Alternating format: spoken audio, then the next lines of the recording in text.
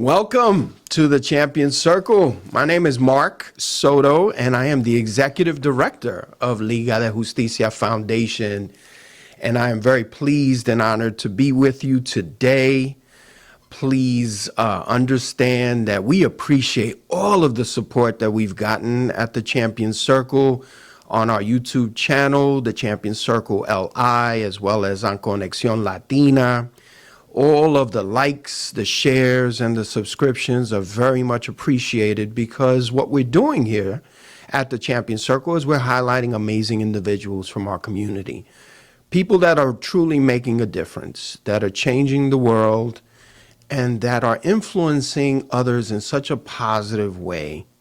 People that are inspiring and motivating all of us to uplift our own game in some way. And that word will come up later today.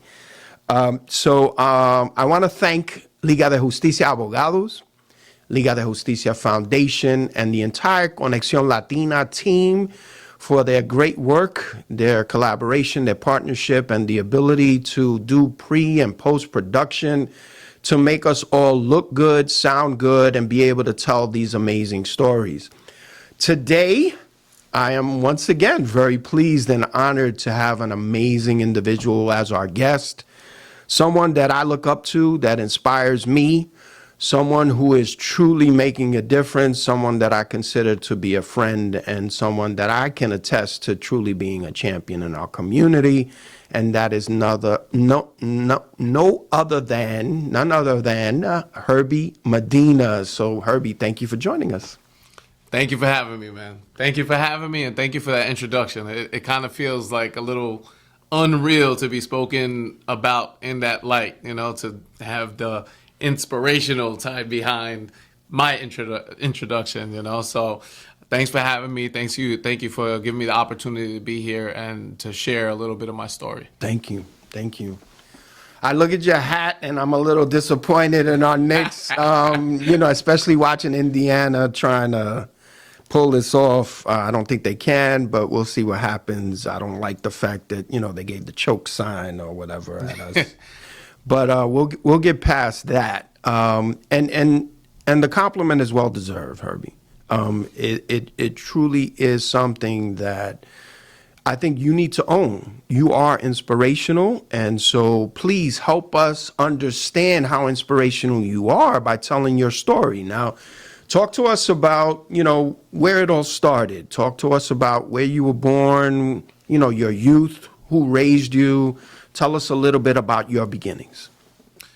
So my beginnings, I grew up right here in Brentwood, New York, in Long Island. My parents kind of deserted me, left me out for dry, left us to our grandparents.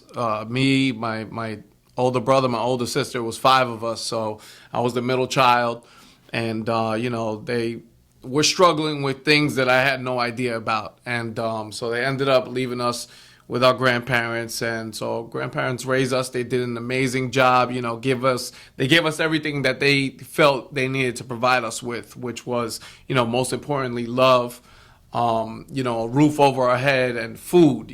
So they did the best job they could for parents that didn't know much about what was going on in the streets of Brentwood at that time while we were growing up. So I had a great childhood. I really did. So I can't blame anything that I went through that was negative to my childhood. Yes, I did have emotional problems that I didn't know how to deal with just because of the fact that my mom and dad weren't there. At first, being young, you don't really understand, the damage that is done to you emotionally. But as you get older and you start to see other kids with their mom, with their dad, celebrating Father's Day, celebrating Mother's Day, and I'm like, even though I had my grandparents, it wasn't the same. There was something missing. There was a void that I just didn't understand, that pain that came from it, So a lot of what I got into, I feel like came from that pain, and one of the doctors that I listen to a lot nowadays is Gabor Mate. Have you heard of him? No. No. So one of the things that he does say is, it's not what happens to you, but it's what happens inside of you, And I was torn apart, just because that feeling of being deserted and being, left like I was trash, pretty much, like nothing, So there was a lot of trauma that came from just that alone, and just my mother, my biological mother. I knew her. She kept in contact. Maybe once every 6 months she would call my grandmother, but my father I never even met him. Never met him till this day. So I would imagine that at a young age, you just don't understand what's going on, right? When it comes to, okay, mom is not here, but I don't know why, right? So at what age did she kind of leave your life? How was that, as early as you can remember?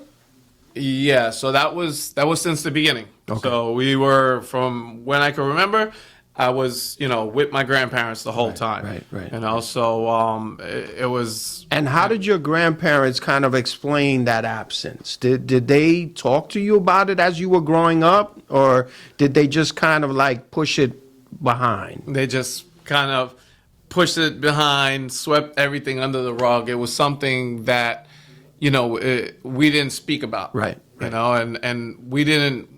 I didn't ask questions growing up, because I guess I felt like I was just like so hurt that I didn't want to, once you start asking questions, then that's it. It kind of brings everything to the surface. So at that point, I was just like, and we have such a big family. So my great grandparents had 14 kids. So, with my grandparents, it's like, there's still family members that I don't know about, right. So it's like, we just didn't ask those questions. Right, It was, I don't know, just one of those things from back then. And I feel like a lot of the older generation, that's a lot of what they did. It was like, when you went through any kind of trauma, it was, you didn't really speak about it. You just kind of swept it under the rug, forget about it, and that's it. You keep on moving, Yeah, we're now doing things, you and I and other people do things to destigmatize, right? Therapy and counseling and all of those things. But definitely when we were young, right, you didn't think about going to therapy because that was a sign of weakness, or that was something that you were embarrassed about and you shouldn't talk about. And so it typically was swept away, right? So did you have a big enough family that in addition to your grandparents' love, which was significant and was obviously very present in your life, because I can see in your eyes when you talk about them, did you have other family members, cousins, uncles, etc., that also provided that love and support that you needed? I did. So I had some aunts and uncles, my godmother that was very involved in my life, tried to steer me down the right path. Would take me out all the time. So I have a lot of great memories with her. She was like the cool one that always came to pick me up. We would jump in her. She always had like a 2-seater kind of car, and we would jump in there and take a ride and just, go anywhere. Carnivals usually was like the most of what we did was going to the carnival. But she played softball, so I would go to all her softball games. It was great. So, and also my aunts, my uncles, my cousins. So we had, like I said, my great-grandparents had 14 kids. So it was a lot of other family. But then a lot of family I didn't know also. But I did, we had close relationships with them. Okay.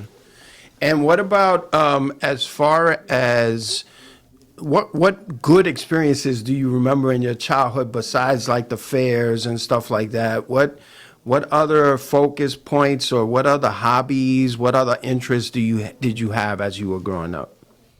So growing up, one of my passions growing up was basketball, right? And that was, I had a basketball court in my driveway. My grandparents knew that wherever I went, I had that ball with me. I would play. It didn't matter if it was raining, if it was snowing. I was outside, shooting hoops in the driveway, and that was the one thing that I would say kept me out of trouble for a little while. Okay. It like held me over. Right. And until, I started getting into, living kind of like the street life and getting involved in that kind of thing. And as far as a cultural influence, where were your grandparents from, and did you have any kind of like vibrant cultural memories of growing up? Not really vibrant cultural memories. So my grandmother was from Puerto Rico. Okay. All the family from Ponce. And then my grandfather was from Guatemala. Oh, okay. But culturally, I don't really. They took us to Puerto Rico maybe once or twice that I remember, Right. and then after that, I don't know. Even though I love being Puerto Rican, like Right. my roots and everything. Forget about it. Like we just went to the parade and then had an amazing time, Right. and just seeing all the waves flagging. It was Okay. beautiful. It was a beautiful experience, but. Culturally, it wasn't really something in my house that, dancing, the food, of course. Right. Food is always there. Right. Puerto Rican food. Okay. So, but Now, how did they meet? Because a Guatemalan grandfather and a Puerto Rican grandmother? Tell me, do you know the story I behind it? don't. That's a good question. That's Okay. another question that I have no idea about. It's just like, you know what? We don't even want to know. It was like on Tinder or some night after the club. Like, Right. the less you know, sometimes is better. Yeah, man. Some family secrets come out, and people are like, "No, no hable de eso," right? Don't talk about that Exactly, stuff. exactly. Okay.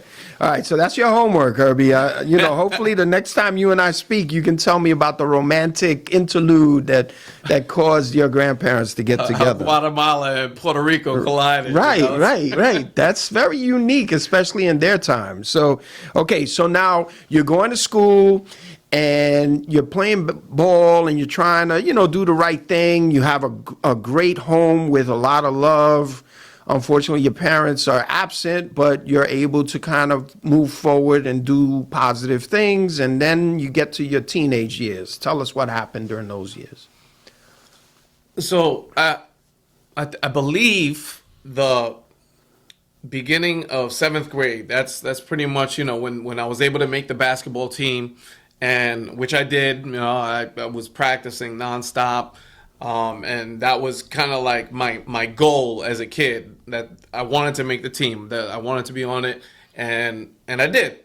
So, but what they didn't tell me is that they only play like the seniors while you're playing. When you're in 7th grade, they're not playing the 7th grade. They're playing the seniors, And nobody prepared me for that. Nobody talked to me about it. And I feel like if I did have a father, I did have that figure in my life, they would have let me know, like, listen, you could work your butt off, do what you got to do, and then next year, they'll get you in the game. So when I was at practice, I used to be the first one doing suicides back and forth, sweating, putting in the work that you're supposed to put in. And I had a beautiful shot. That's what I was known for. Like, my shot was nice. I was Curry before Curry was Curry. So and look, Okay. and my classmates will tell you, they'll attest to it. But so what happened was they would put me in the game for like 3 seconds, take me out, and I got upset. I'm like, yo, what is going on? Like, you don't see the way I'm practicing, you don't see the work that I'm putting in. And the worst mistake of my life was giving up. I went home that day, I was so upset. I'm like, I don't understand like what the problem is. Like, I kind of felt like that same rejection that from my parents, like, okay, you're not good enough. That messaging was, it came to surface again. And I ended up quitting the team. And once I quit the team, that's when I started getting more into street basketball. So now, instead of going to school, playing with classmates, playing with other people, other schools, now going from block to block to block, challenging other people on the street. And that's where I got exposed to a lot. People smoking weed. A lot of the people that I knew that were around were drug dealers. So we started to see that lifestyle. And my older brother Marvin, he kind of like started everything. Like got into relationships with these people, and I was pretty much, I always consider myself like a student of the game. I always used to watch everything that he did. That was my thing, is I'm gonna watch what you do, but I'm gonna do everything that you do better, because right. I'm taking notes. I'm just soaking everything up, and so that's pretty much how I started getting into that's where it started to veer off path a little bit, is that decision to quit on myself, which that's one of the, I don't say that I live with regrets, but that's one of the poorest decisions that I made, and something that I feel would have changed the trajectory of my life. Right. From, instead of getting into the streets and doing all the bad stuff, continuing my basketball career in the school, and doing what I was really meant to do, what I felt I was meant to do at that time. Right. So getting into the playgrounds and now dealing with a lot of the kids who perhaps were not focused on studies, not focused on the right thing, then opened up a door into a world that maybe, you did not understand, and you started making bad decisions. When do you feel that you finally crossed the line to doing things that you were definitely not proud of? So I would say it was right around that seventh grade. So, I lived with my grandparents. My uncle was still living in the house. So my grandparents' son was still living in the house. And, he was drinking alcohol at the time.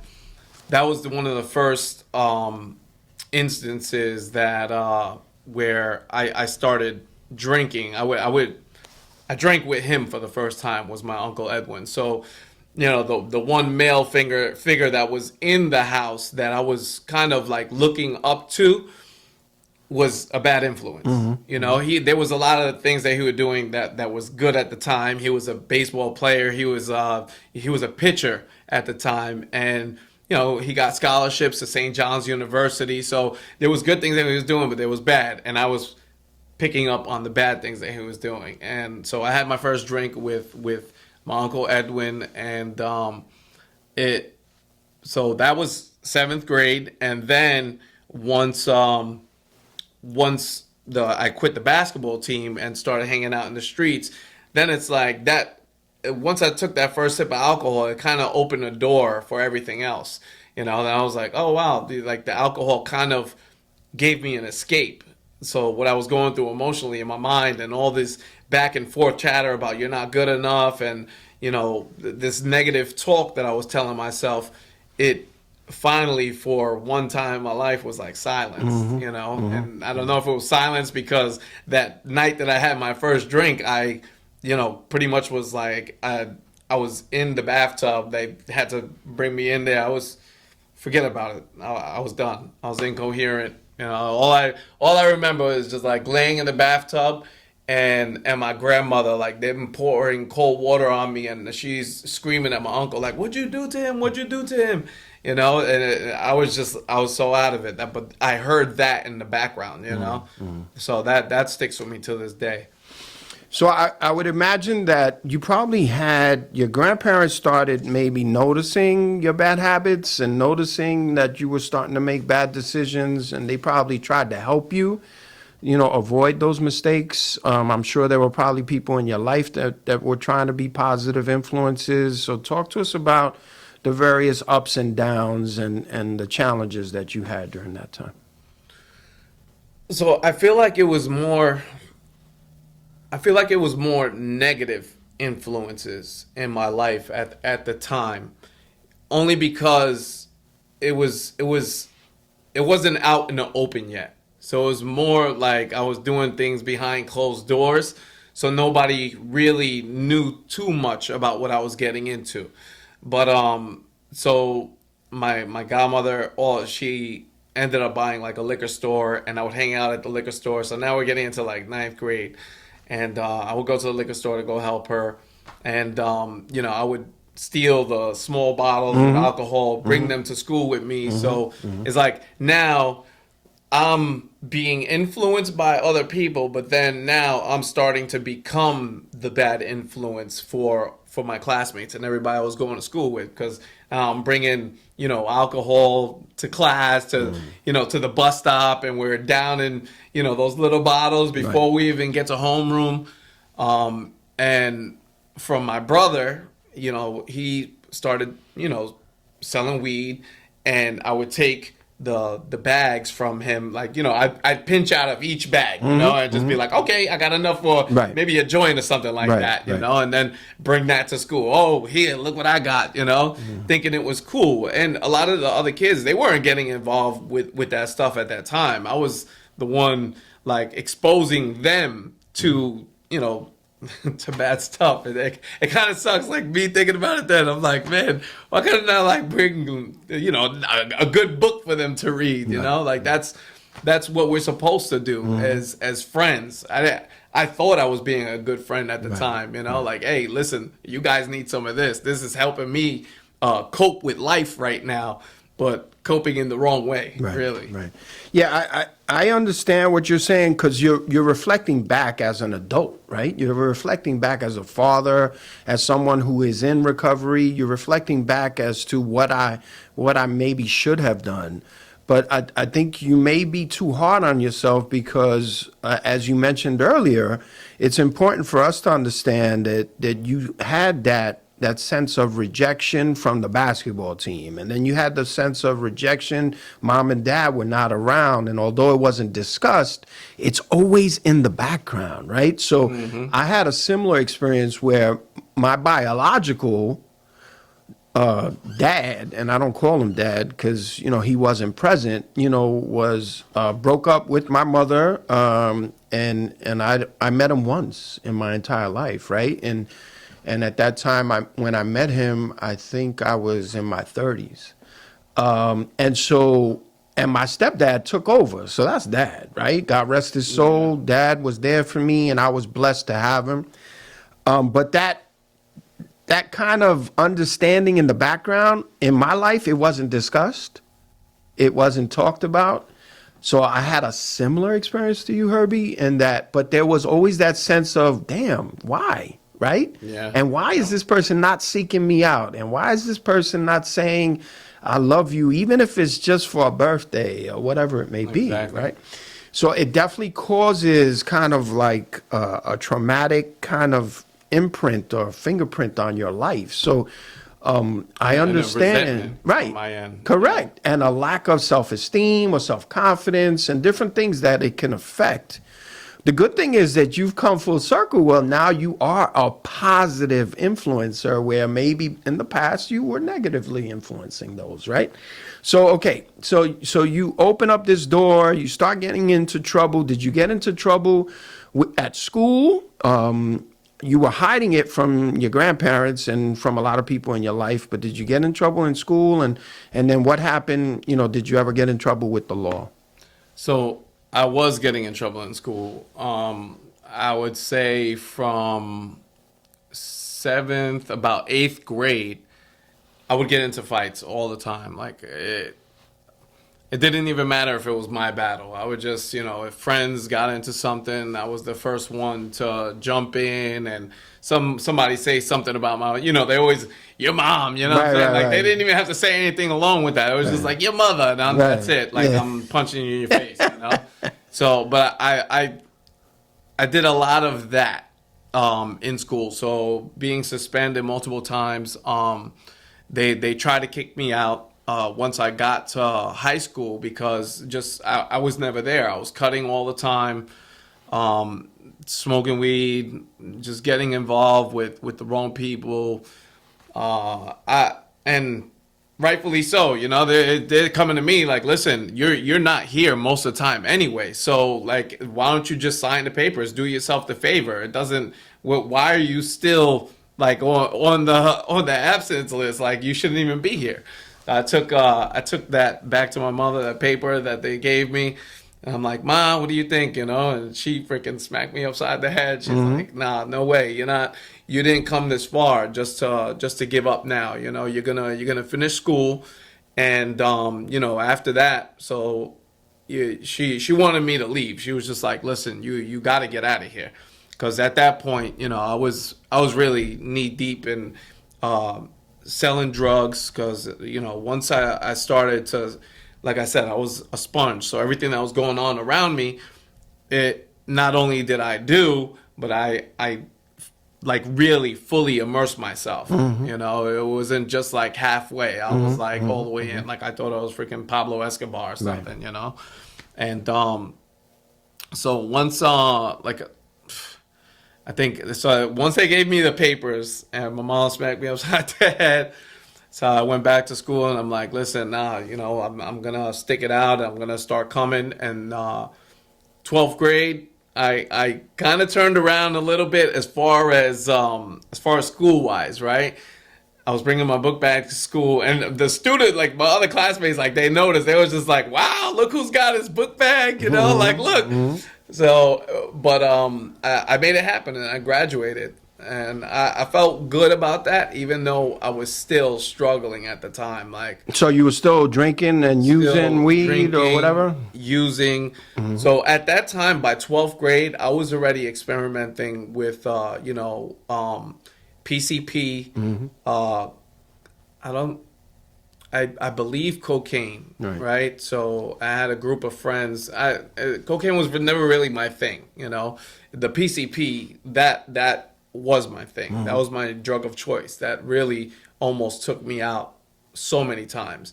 And if you've heard stories about people on PCP, you hear, because you don't feel any kind of pain. So you hear people that like try to stop a train or try to, do something where they lose limbs. And so I'm very, very fortunate to not have been put in that situation and still be able to talk and have a conversation with you here, It's like, I think about that all the time because I have friends that passed away, that overdosed and, did some horrible things, and it's like, that was a really, really dark time in my life. And I never really, I didn't think I was going to make it out of it. I really didn't. It's like, it's almost like a cliche thing to say. It's like, all right, yeah, well, you start getting involved in the street lifestyle, that the only two things that are going to happen are prison or death, really. But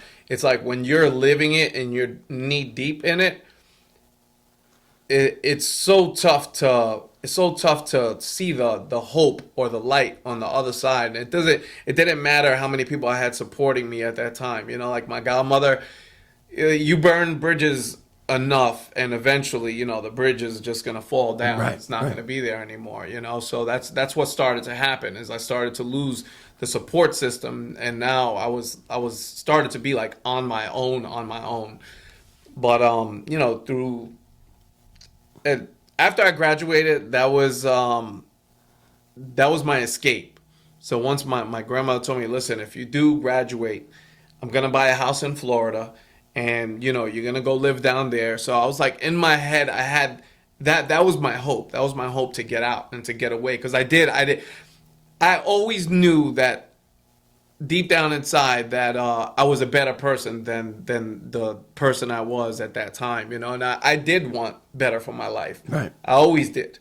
But it was the only thing I knew. It really, I was surrounded by it. Like I used to use that excuse that I was a product of my environment, and like now, yeah, my perspective's changed, but when that's the only thing you're around, it's just tough for you to deviate from that or to take another road.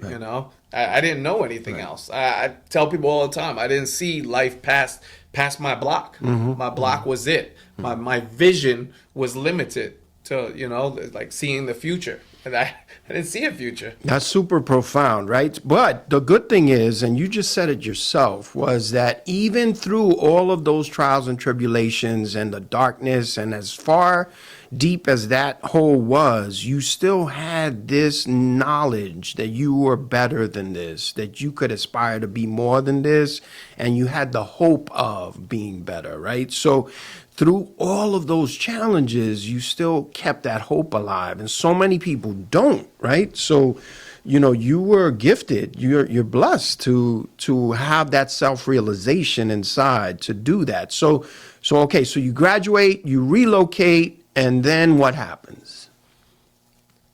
So the one thing I'll say is, because not everybody's the same, right? Like people that are going through it, not everybody has to where they feel like they could be in a better situation. Sometimes it's like you're just completely hopeless, right? So it's like what do you grasp onto when you really feel like there's nothing, when everybody's left you, Right. when you have no job, you have no money, you have no car, you have no wife, you have no kids. What is it that's gonna motivate you or give you that hope? And for me, I'm religious. I believe in God, and there was always signs along the way that was pretty much like him grabbing my hand and telling me, like, listen, we're gonna get past this. We're gonna get through this. Situations that happen. I was in a car that friends picked me up, and the car flipped over, and there was oncoming traffic. The only thing that happened to me was I got a little knot on my head, and that was it. And I was like, listen, this was a warning. Wow. This was a warning. Nothing like, how does the car flip over and then I just walk away like Sure. unscathed? Right. And so that was like a smack in the hand. Like, listen, if you don't start getting your stuff together, then it's gonna get a lot worse. But like us as people, it's like that wasn't enough for me. Still, even with that Right. warning, it was just like, all right, so that happened. I'm good. Like, I'm untouchable. So sometimes you walk away from the situation like, oh yeah, look at that. I'm good to go. Like, let's see, Indestructible, right? bring it on. Right. Like what else? But it was I just that hopeless feeling, man. I think about it, and because there was a time also where me and my older brother, we were in an abandoned house. We in the middle of winter. It was freaking freezing in the middle of winter, like February, and we had nowhere else to go. Burnt all our bridges. No friends, and the only money we had is the money that we had to like survive. So we couldn't spend it on a hotel or anything like that. So we ended up breaking into an abandoned house, sleeping in there it was at least for a week or two. And, at that time, I was just like, it was cold as hell. And I'm sleeping right next to my brother because there was like nothing. If you need some kind of Right. body warmth in order to survive, Right. So like we're like bundled up next to each other. And I'm just like, what the hell am I doing with my life, And my daughter's birthday was coming up, and I felt so freaking bad. I was just like, man, like I have no money to freaking get her anything, and she's a baby. So I was just like, I didn't want to ask my brother, can we use some of the money that we're using to survive to buy her a gift, So I was just like that night I went to sleep, and I was praying. I was just like, man, please, like, help me out with my situation, And the next morning, I start going through like some of the stuff that's inside the house, and I found a birthday card, and in that birthday card there was money. And I was just like, yo, you know what? I was like, this is gonna be the money I'm gonna buy my daughter a gift with right here. So, but even though it was just like the prayer was answered, and I was just like, what are the chances, What are the chances? Wow. So I went from being hopeless that night to just feeling a little bit better about my situation, And sometimes I feel like those are the little things that we need to grasp onto, because you need something. Something's got to pull you through. And a lot of what they say in AA is, that higher power, it kind of like pulls you through, right? Right. So and that's what it did for me at that moment in time, man. That is, oh wow. I mean, that's that is inspirational. So help me understand, at that point in time, you said your daughter had been born already, right? How old was your daughter? How old were you at that time? So this is after I graduated, right? Moved to Florida. I moved to Florida, stayed out there for 5 years. Even though I slowed down on a lot of things that I was doing, because one thing, they didn't have PCP in Florida, right?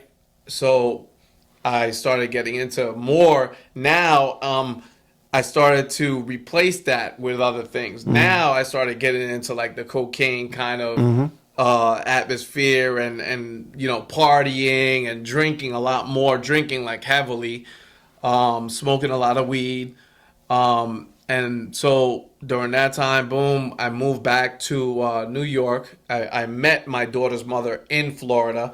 And she was like, so after a year of us being together, she tells me, she's like, oh yeah, well, you know what? I'm moving back to New York. So I was like, you know what? I'm coming with you. And worst mistake I could have made, one, of course not the worst mistake, because, my Right. daughter came out of it, but worst mistake just coming back to New York, and getting involved in same thing that I was involved in back then. But there's just, it's almost like when you don't have something for so long, and then finally you get your hands on it, like that's the way it was with coming back to New York.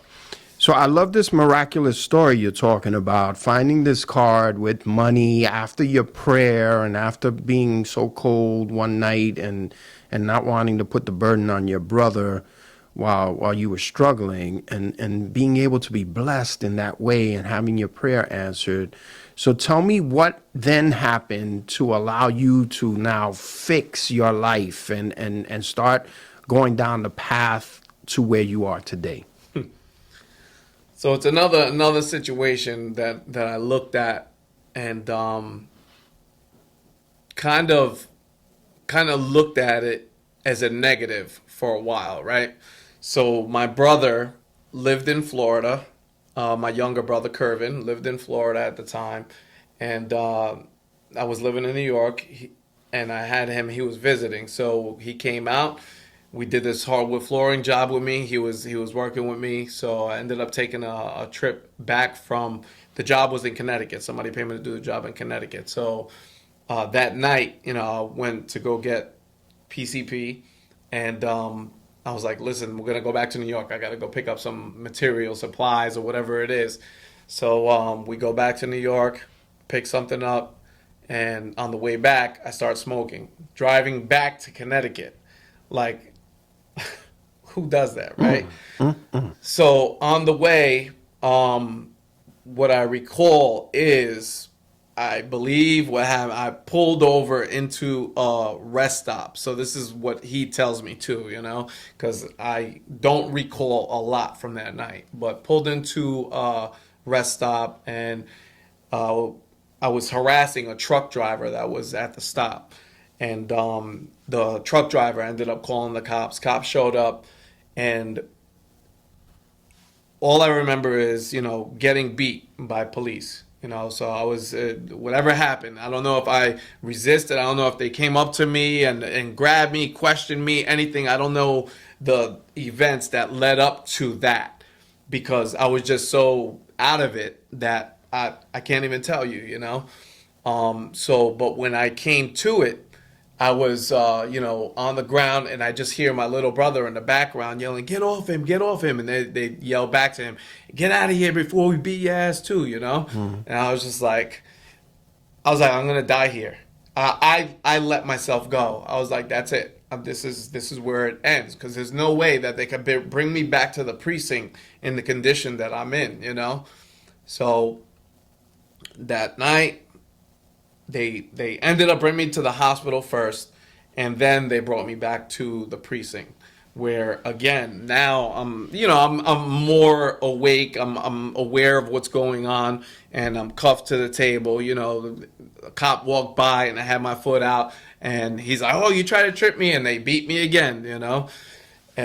But from that night, so I ended up getting resisting arrest and assault on an officer charge, which was a felony, and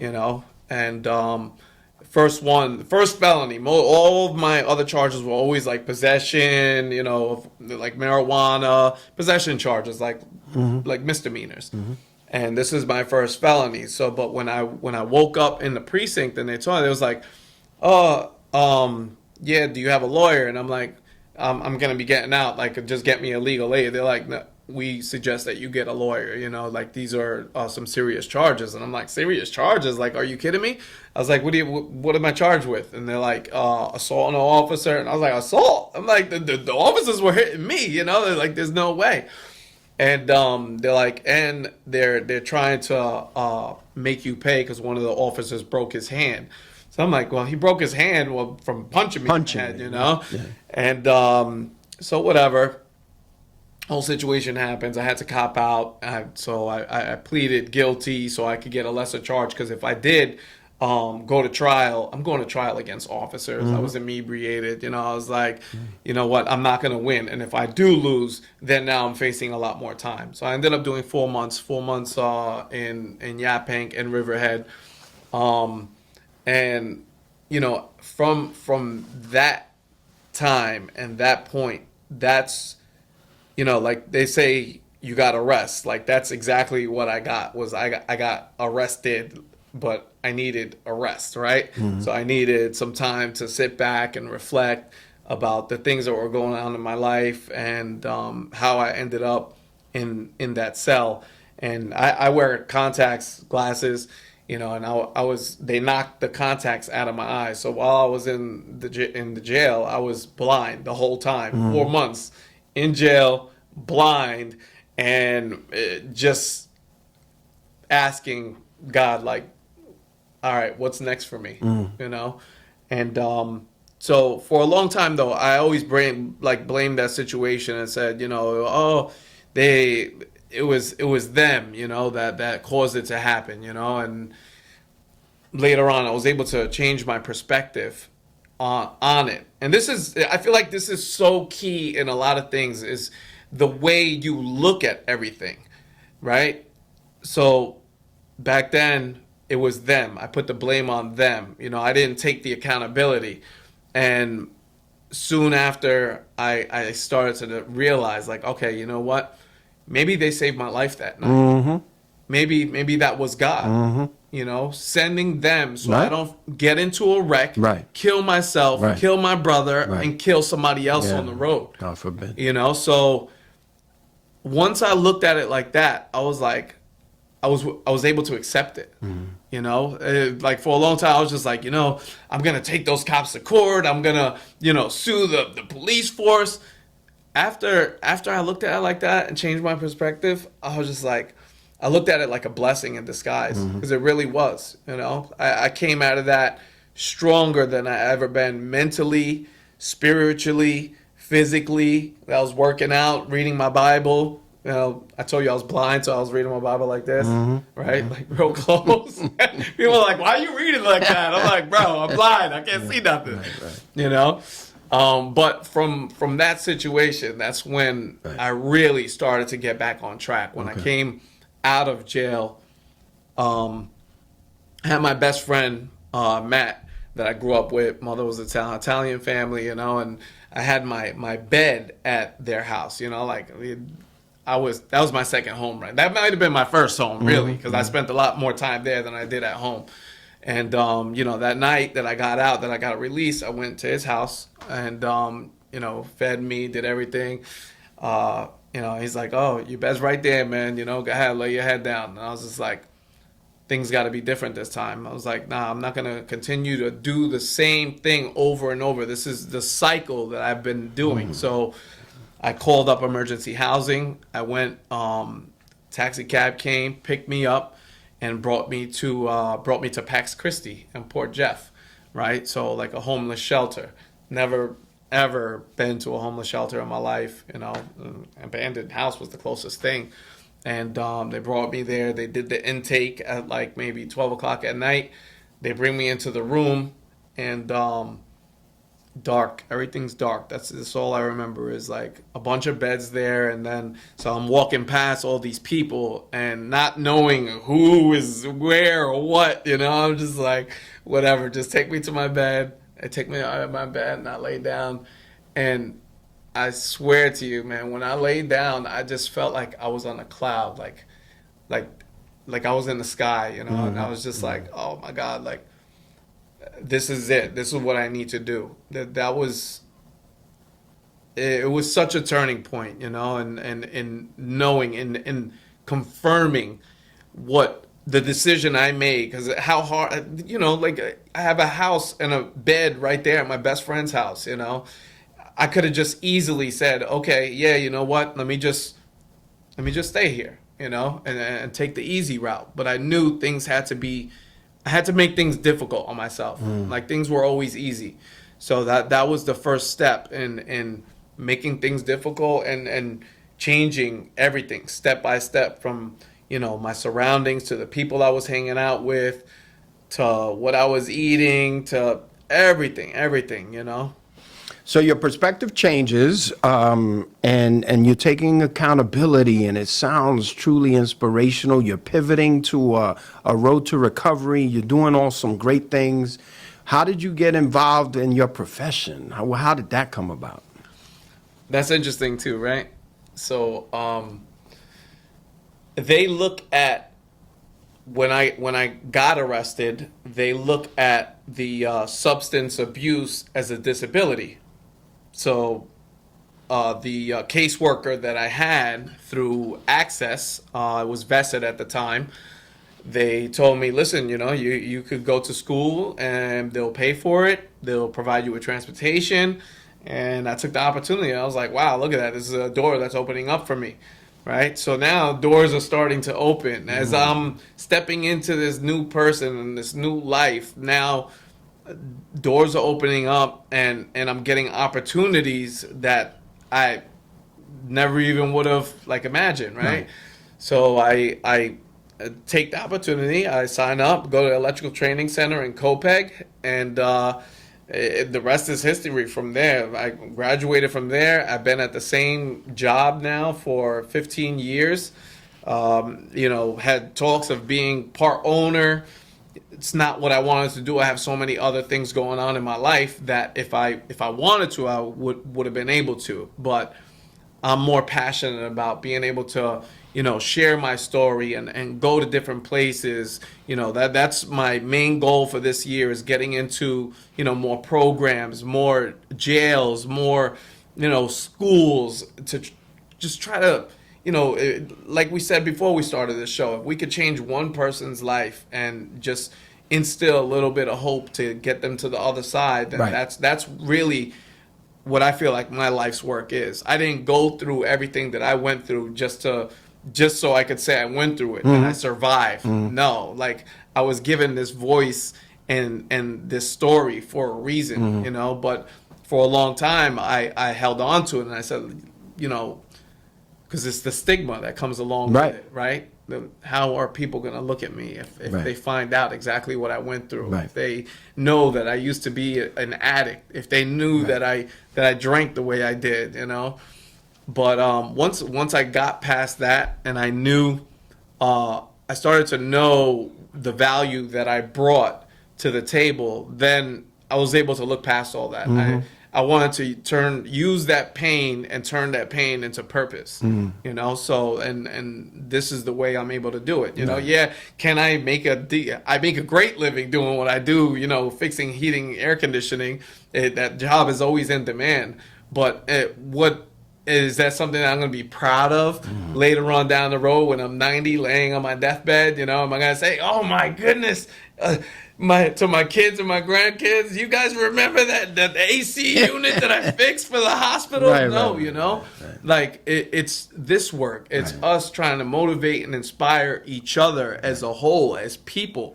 You know, like grabbing somebody that might be messed up and saying, "Hey, listen, man, brother, I got you." You know, like. It's going to be good, because I started to get a little emotional, right? Like you want to be that person. For me, I wanted to be the person I was always missing in my life, right? So that's who I work every day to turn into that, to be that strength, that guidance that my kids could look up to, you know, and say, listen, you know what, my pops are showing us the right way. So. Like me, it was like, once I stopped drinking, I'm 4 years, no alcohol, going on 5, right? So once I stopped drinking, my kids, I asked them, like, listen, do you remember? So my son's 11 right now, and I'm like, do you remember when when I did drink? And he has no recollection, you know. So it's like he remembers the good me, you know. So I don't know. It's such a blessing, man. You know, just the ups and downs, and just knowing that you could reach lows in your life, you know, and that's normal. Everybody does, you know. We all go through it. You know, it's a part of life. You know, I feel like that's the beautiful part of life is once you do reach a low is being able to get back to that high, but using everything while you were at that low, learning from it. So, you know, they say you gotta learn through what you go through, right? So you grow through what you go through, right? That's the quote. But so to me, it's taking all these experiences and being able just to work with other people and help, doing everything we could to help, you know. What I admire about you when we work together and when we attend events together and watching you lead uplift and different events is that sense of purpose that you're talking about, that sense of value, your self-value, your self-worth, your self-love. All of those things are necessary in order for us to be happy and successful in life, right? So while you were now pursuing your career, you had the opportunity to now get an amazing partner that I know, right? And she joined you in this journey. Talk to us about how you rekindled that relationship and then having children and how you deal with your history in talking to them about maybe your journey, right? Because talking to kids about our journey, sometimes I know personally I have a tough time talking to a teenager. You know, I have Ashley who's almost 20 and me is almost 15. It's difficult for me to talk about my mistakes when I was their age because I'm trying to make sure that they don't have the same ones, right? And I'm hoping that they don't emulate my bad behavior, right? So talk to us about your partner in life and how she's helped you and how your journey with your children has gone. So my wife, we initially got together in middle school. Right. Right. That's So a great story. We were together in middle school, and but back then, you know, I was a ladies' man back then, right? So I was talking to a couple of different girls, and you know, so it was just the time wasn't right. So yeah, we had a little fling real quick, and then we ended up breaking up, and you know, so she went down her life path, I went through my life path, and then we crossed paths again, and we just had this conversation the other night. It's like we had to grow before we could, you know, actually have this relationship and make it work. We always had this attraction towards each other, right? We always had that connection, but I feel like we needed to really me and her too, right? I had to go through other relationships. I had to learn what love really is, what it means, how you receive love, the proper way to give love. Right. You know, there's so many different, you know, communication, patience, you know, that in a relationship you need to work on. Right. It's not like we're just born and able to do these things. So we ended up getting back together, right? And it's funny because the place where we got together, where we reconnected, was at one of our mutual friends' liquor store. Yeah, this liquor store. She was there, you know, hanging out, and I stop in, and you know, we start talking, and so that first night that we started talking, we spoke till maybe 6 o'clock till we heard the birds chirping. Wow. The next morning. Yeah, okay. You know, so it was really special. Great romantic story there. And I had, you know, kind of like the conversation that we're having right now. I put it all on the line. You know? I was just like, listen, this is what I went through. This is what I'm going through now. You know, you either could accept it or not. And that's where I was. That's where I was at in my life. Like, listen, either you were gonna love it or you're gonna hate it and you're gonna go and that's it. But like I said, those people that don't accept you for you don't need to have people like that in your life.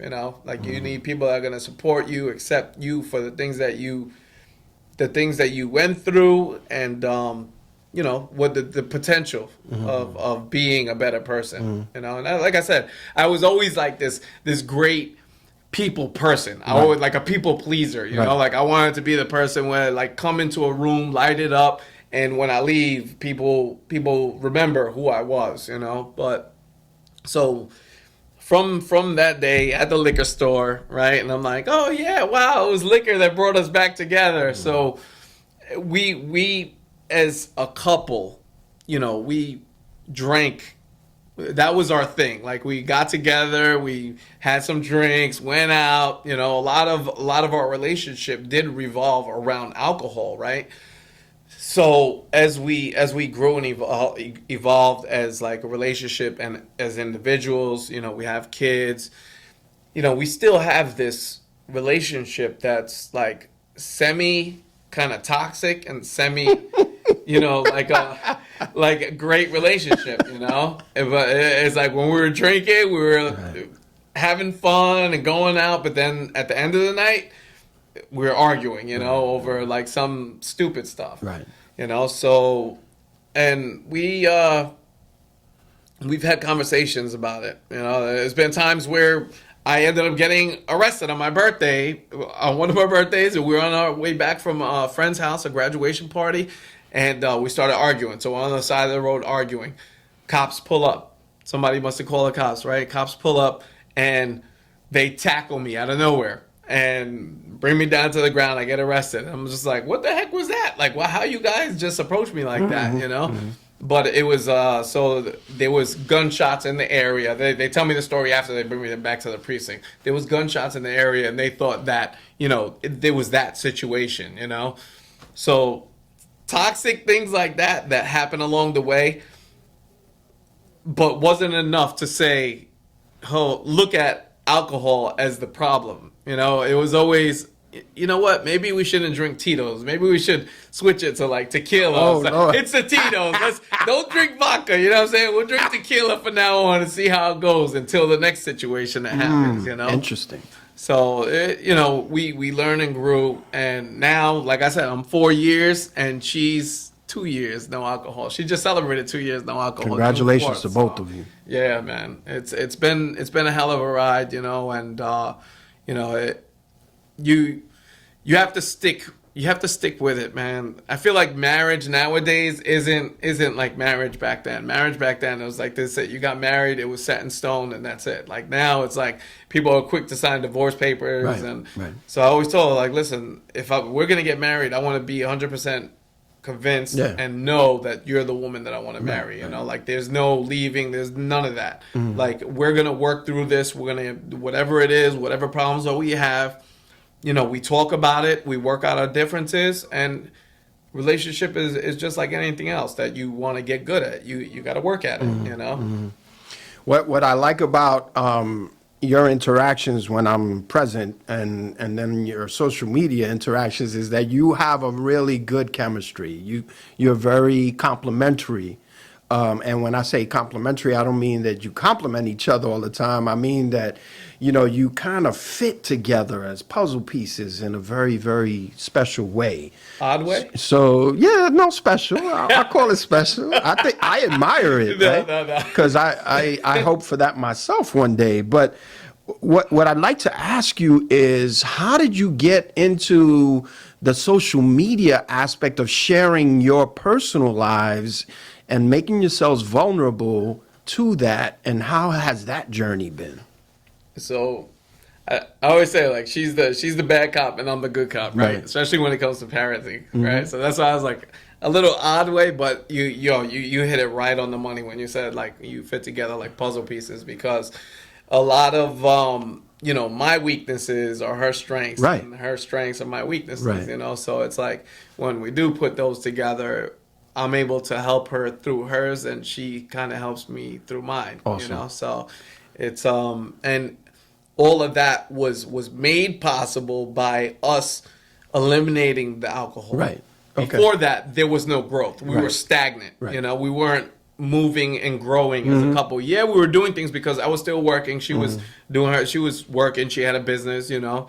But once we eliminated alcohol, that's what allowed us to like really step into the newer versions of ourselves that, you know, that nobody, like if they look at us today, they don't recognize us from, you know, years ago. They say like, who is this new person? Because you mentioned the social media, right?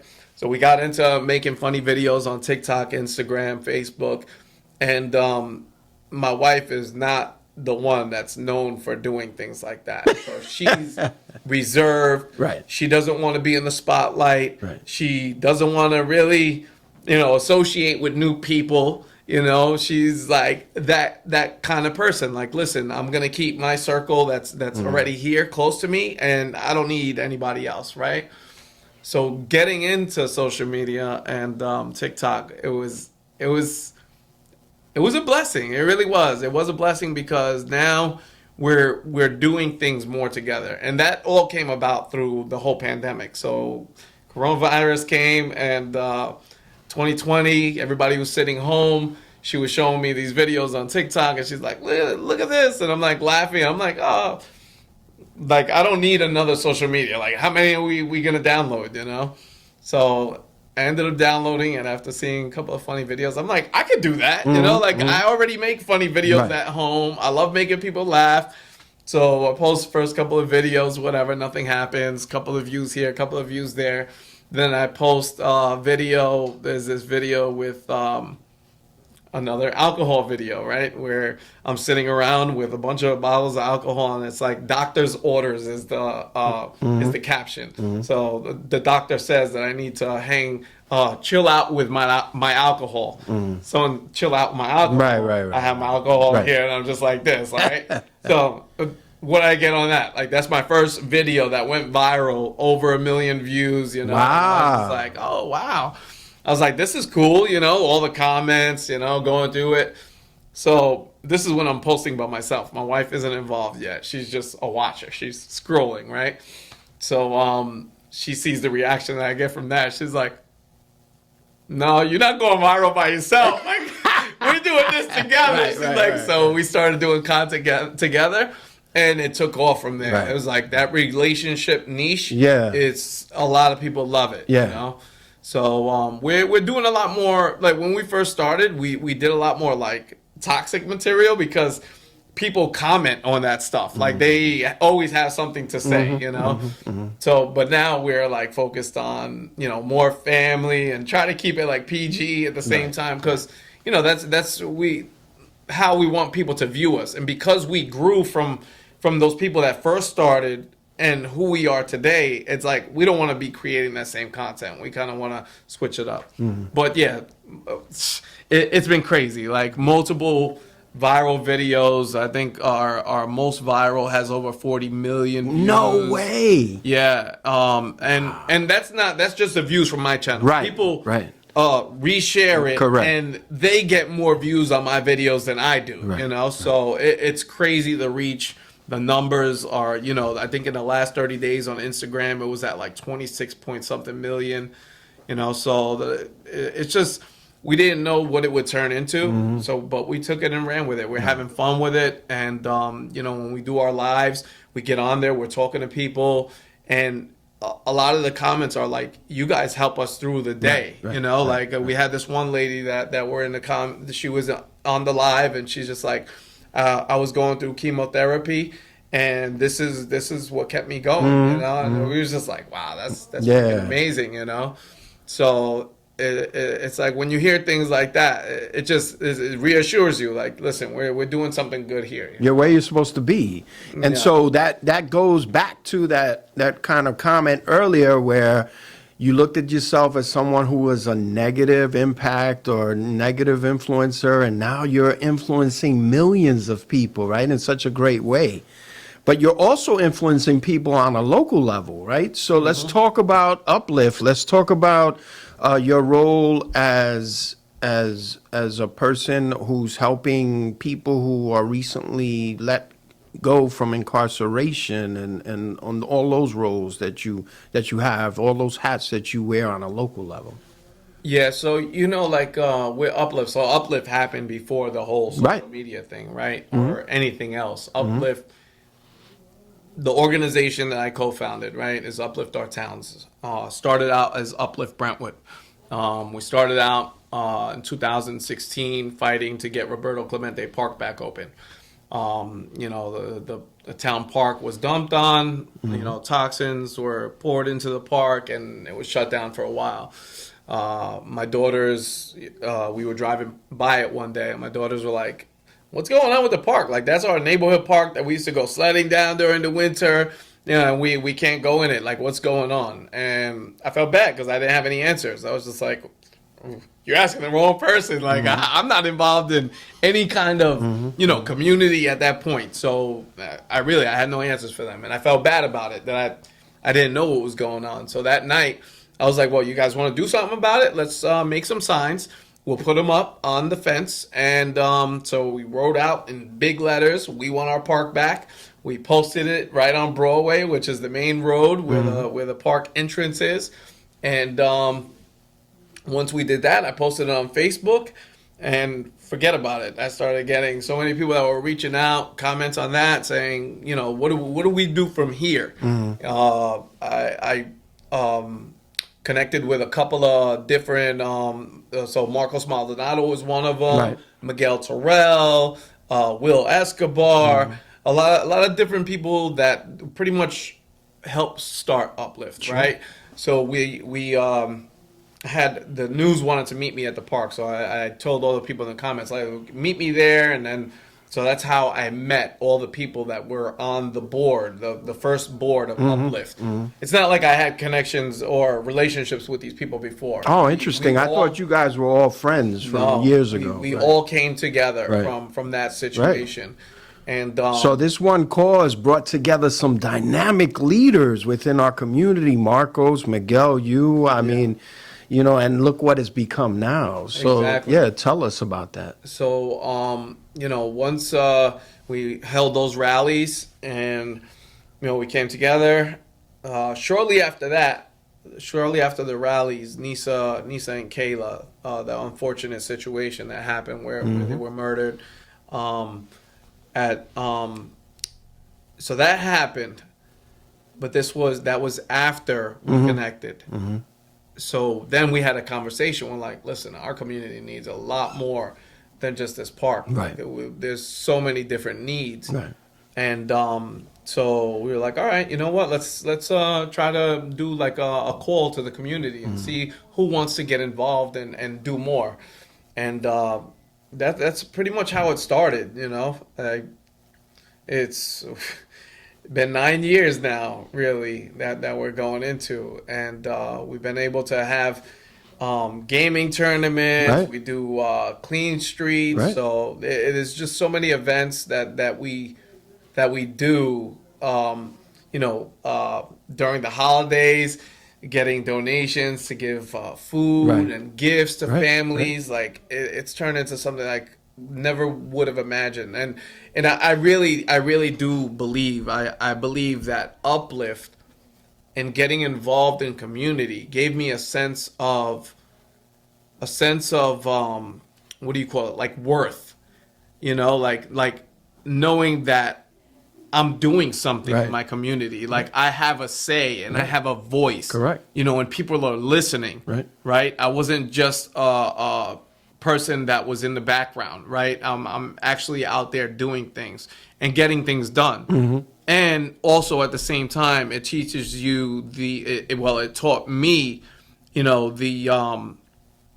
how important it is to have other people that are doing the same thing. Collaborators, Great people right. to collaborate with you. Partners. And, if you're having a tough time finding good people to surround yourself with, getting involved in the community is a great way to start. Right. Because I found some of the best relationships that, I call a lot of you guys are my friend that I call my dear friends now, not the people I grew up with that were my best friend then. It's like these relationships that that you do we're people that are doing things together. Like we share a common purpose. So to me, that's way more important than anything else. Right.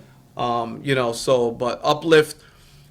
So when I first started, right, when we first started Uplift, I was a little worried, right? Because they're like, we're going to make you the president, you're the one that made the first action. So, and I told them, like, listen, I don't know if that's a good idea just because of my history, my past. If anything comes out, like, that's it. They're going to be like, you guys, like, this is a joke, right?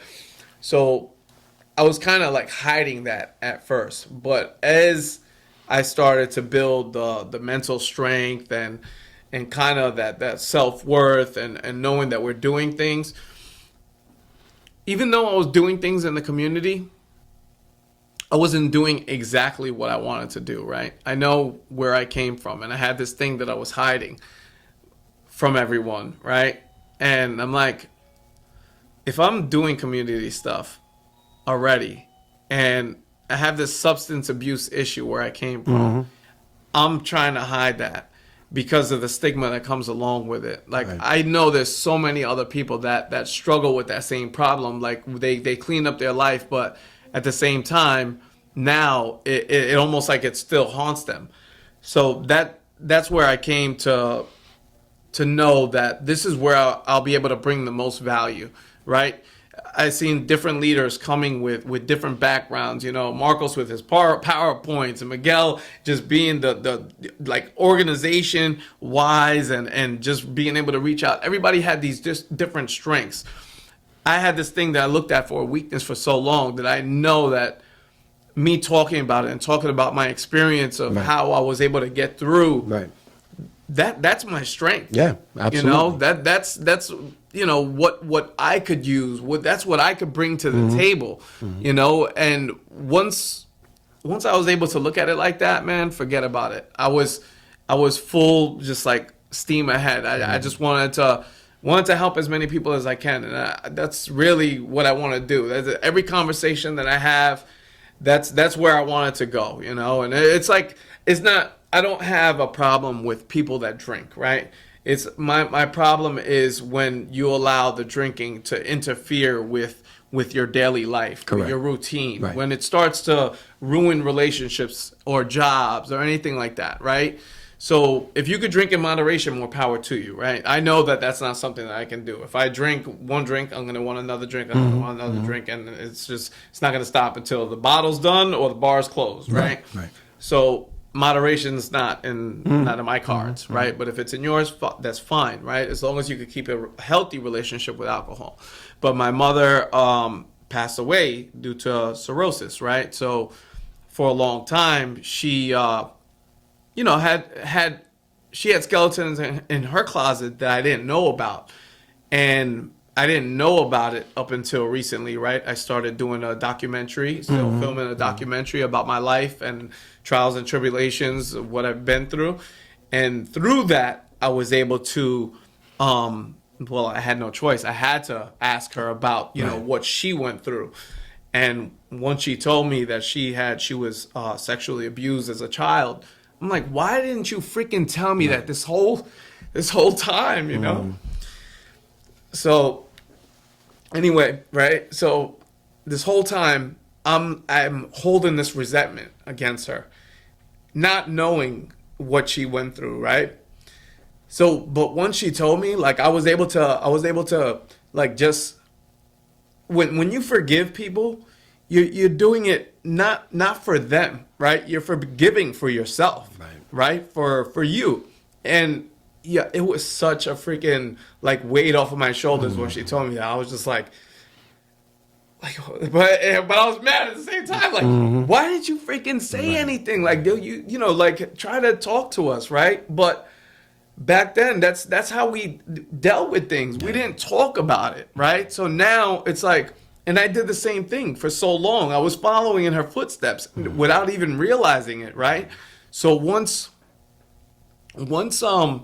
I started like doing good and doing this documentary and working on myself, it's like you notice the cycle, right? And as you see my shirt, Right. The cycle ends with you. You know, so that it's like we have to stand up against what our family used to do or friends, and take a stance and say, listen, you know what? I'm not going to allow this to continue. I'm going to be the difference. I'm going to be the change, you know? So, and Uplift allowed me, that gave me everything, every tool that I needed. And a couple of other organizations I got involved with. Beyond Sober was one of them, that helped me gain the tools that I needed to, you know, get to the person where I am today. And those experiences that I went through, forget about it. You know, like it's, I'm telling you, truly remarkable. And I'm so blessed to be living this life that I'm living today. Like everything that I've been able to do as a married couple, as an individual, as an organization.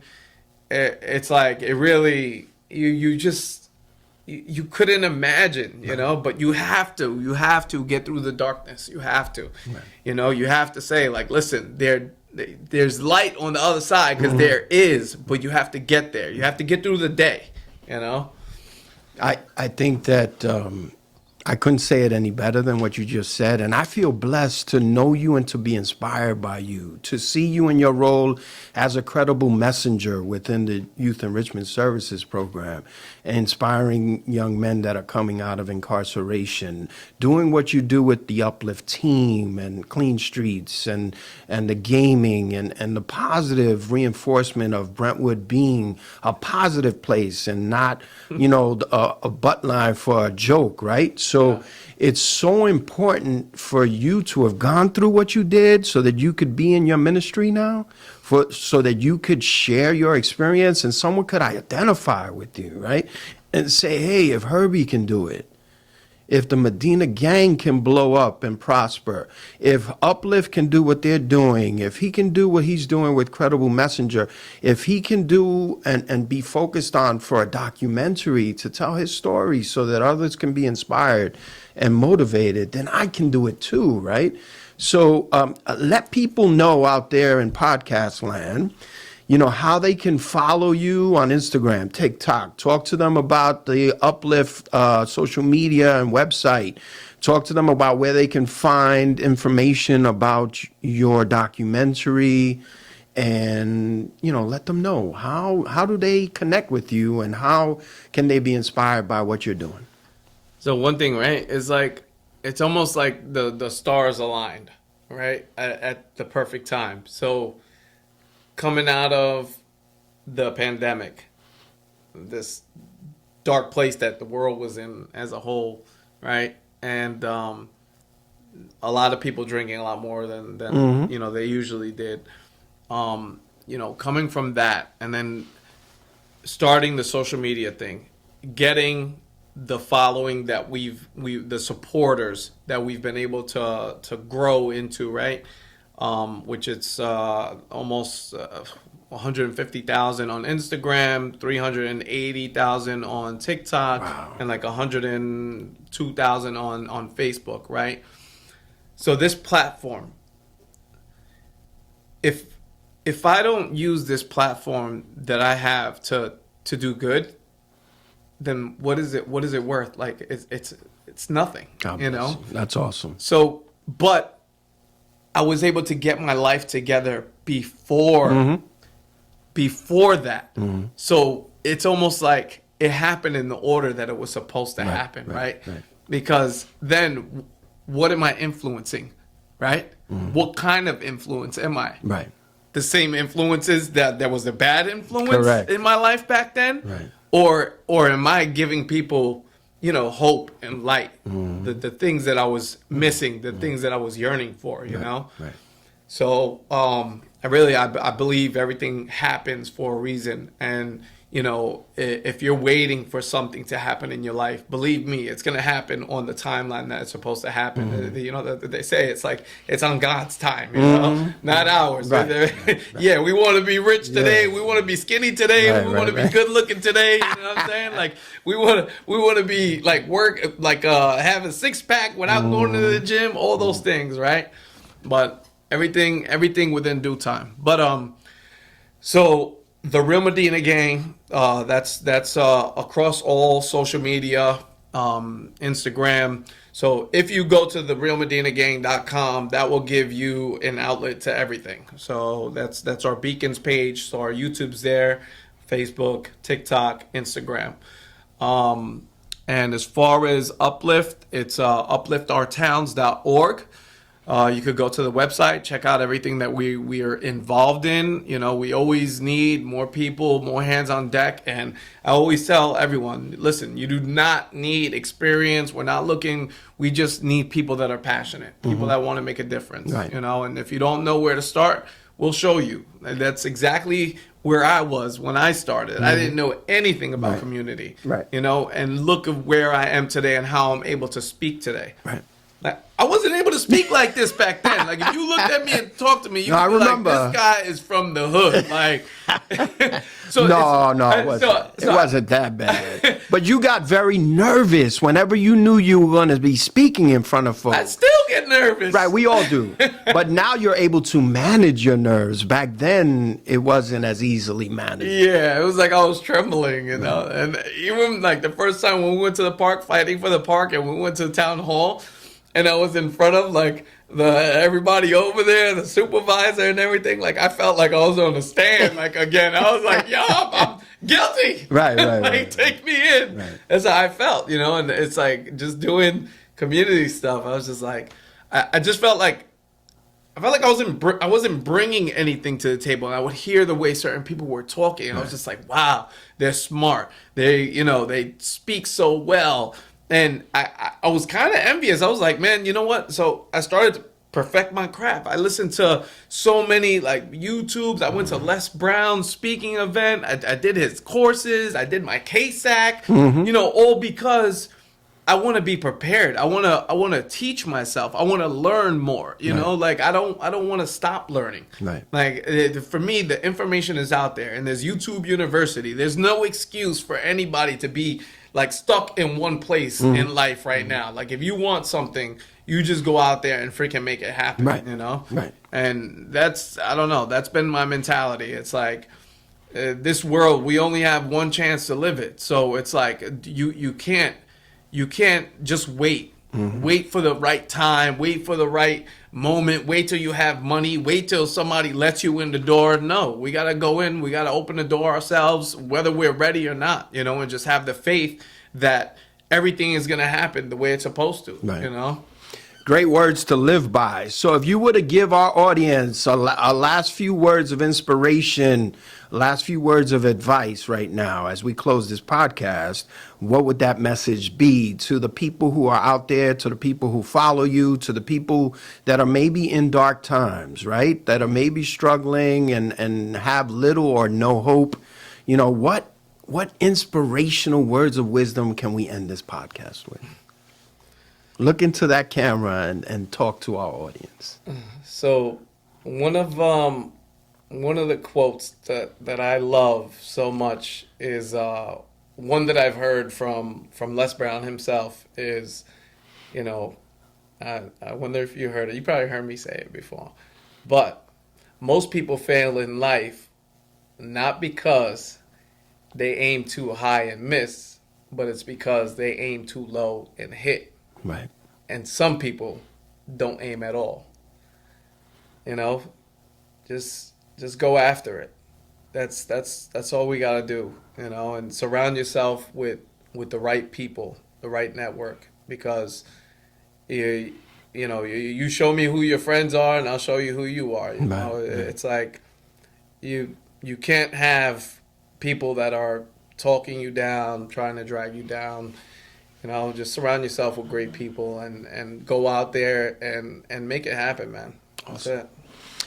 So, Herbie, I want to thank you. I want to tell our audience that you are part of our chosen family. You're a true champion. You're someone that I've been inspired by many times in all of the partnerships and collaborations that you and I have had, along with other organizations and the great individuals that you work with, Miguel and Marcos and so many others, Linda, and so many others of your team and other teams within this community.